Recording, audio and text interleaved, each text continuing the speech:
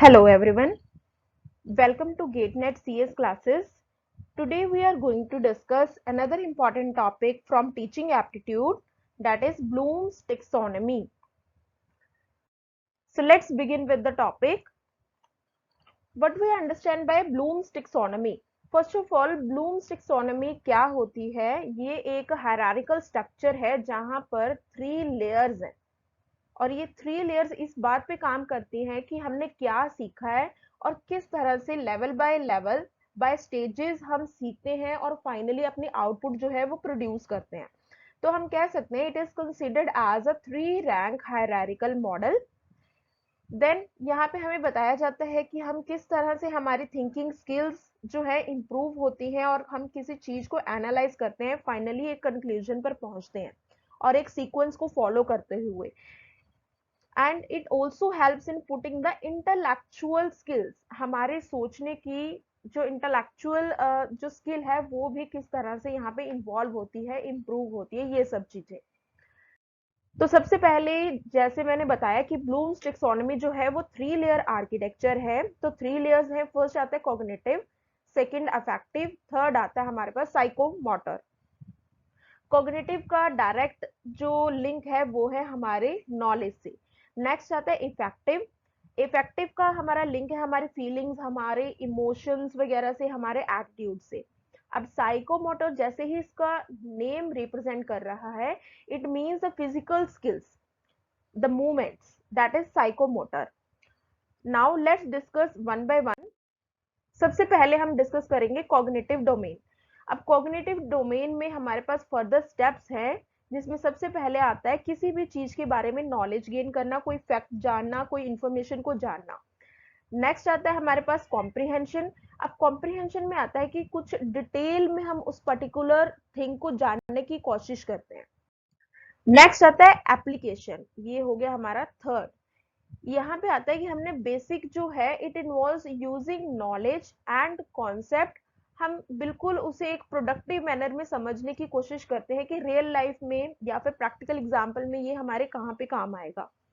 Then fourth जो step होता है दैट इज एनालिसिस। देन हम उस एप्लीकेशन को जो अभी हमने जानी थी उसे एनालाइज करने की कोशिश करते हैं और उसका फाइनल कंक्लूजन निकालने की कोशिश करते हैं कि फाइनल जो रिजल्ट है, आउटपुट है, वो क्या निकलेगी। नेक्स्ट आता है हमारे पास स्टेप दैट इज इवेल्युएशन। अब जो हमने कंक्लूजन निकाला था क्या वो सही था या नहीं था, उसके बारे में जजमेंट्स हम लोग लगाते हैं इवेल्युएशन में। देन फाइनली जो कुछ भी हमने कर लिया उससे हम एक फाइनल रिजल्ट निकालने की कोशिश करते हैं पूरे प्लान्ड और डिजाइंड वे में।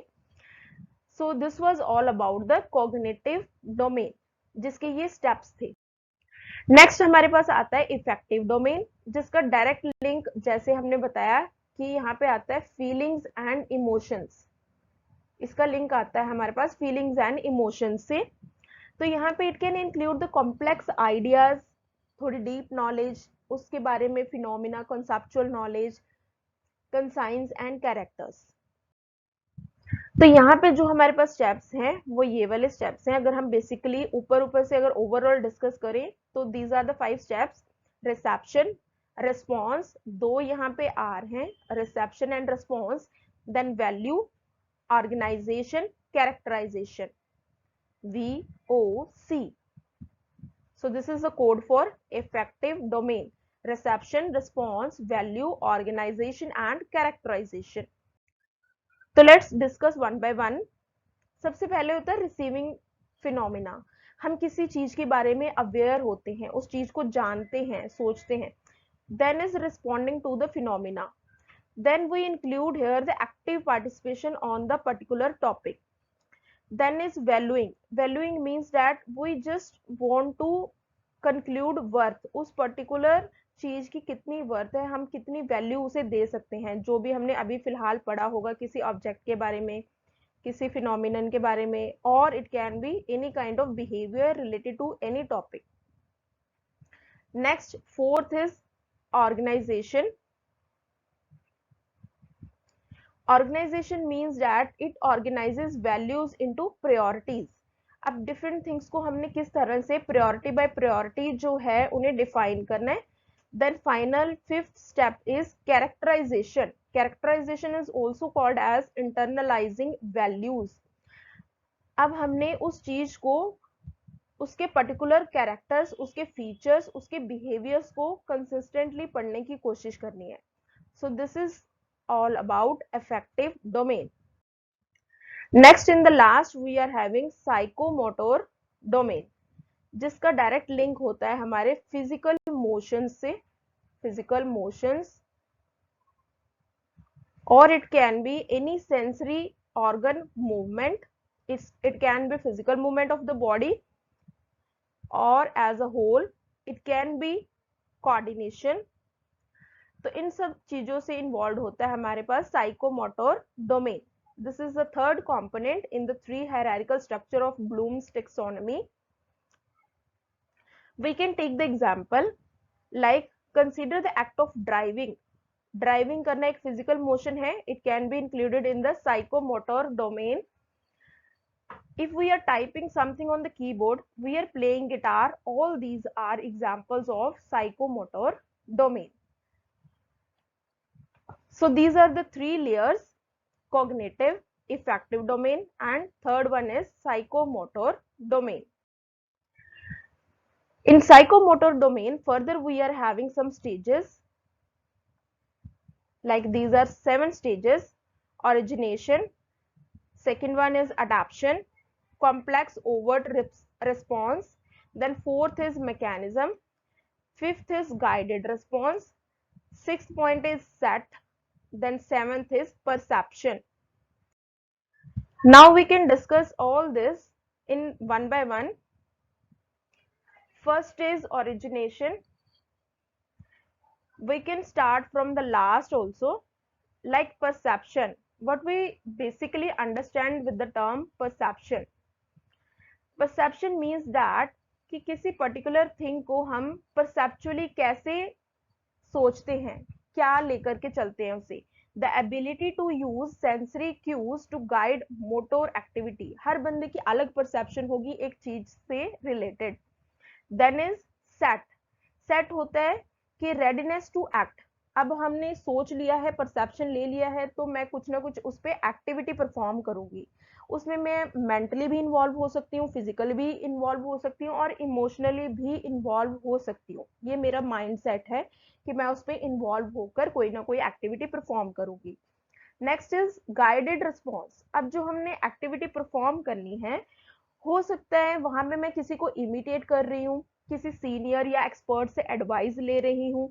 So that is guided response. Next is mechanism. ये एक इंटरमीडिएट स्टेज है, इन बिटवीन आता है लर्निंग के, जहां पर हम एक कॉम्प्लेक्स स्किल को जानने की कोशिश करते हैं. जब हम एक चीज को बार बार करते रहेंगे तो वो हमारी एक हैबिचुअल बन जाती है, एक पॉलिसी बन जाती है, एक मैकेनिज्म बन जाता है. Next is complex overt response.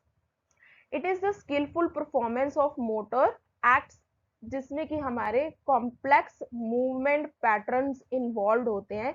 Like मैं किसी चीज को बहुत ही जल्दी ग्रेस्प करूं या फिर कोई कॉम्प्लेक्स चीज को समझने की कोशिश करूं, बहुत एक्यूरेट रिजल्ट लेकर आऊं, या किसी चीज में मेरी बहुत ज्यादा एनर्जी इन्वॉल्व है.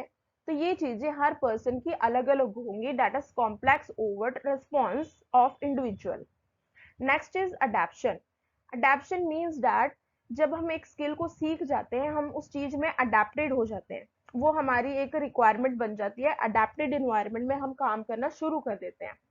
Next is origination. Origination means that जो बेस हमारा होगा, creating new movement patterns to fit a particular situation. अब जिस सिचुएशन में हम लोग हैं उसके अकॉर्डिंग चीजों को ढालने की कोशिश करते हैं, उस बेस में हम चीजों को ढालने की कोशिश करते हैं. अगर हमने कोई स्पेसिफिक प्रॉब्लम लिया है तो हम सोचते हैं कि इसका पॉसिबल क्या क्या सोल्यूशन पॉसिबल है according to the situation, so that मुझे particular output as per requirement I can get. So these are the different steps for psychomotor domain. तो हमने 3 डोमेन्स जो है वो पढ़ी हैं ब्लूम्स टेक्सोनोमी की, विद फर्दर सब कॉम्पोनेंट्स हर एक टेक्सोनोमी के अंडर जो डोमेन था उनका. Then these are the benefits कि एक हमारे पास स्ट्रक्चर्ड वे होता है जब जैसे कि हम कोई भी चीज को सीखते हैं, तो एक स्ट्रक्चर्ड कंपोनेंट है, एक इजी वे रहता है, सो दैट हम इजी टू कॉम्प्लेक्स जो है चीजों को सीखने की कोशिश करते हैं। बचपन से लेकर के यंग एज तक जो भी हम सीखते हैं, स्टेप बाय स्टेप सीखते हैं, तो उसका ये पूरा प्रोसेस था। So thank you so much for your time. This was all about Bloom's taxonomy along with the subcomponents and domains. So please do like and subscribe to our channel, and you can post your doubts or any kind of suggestion in the comment section below. Stay subscribed for all the updates and notifications of our videos. Thank you so much.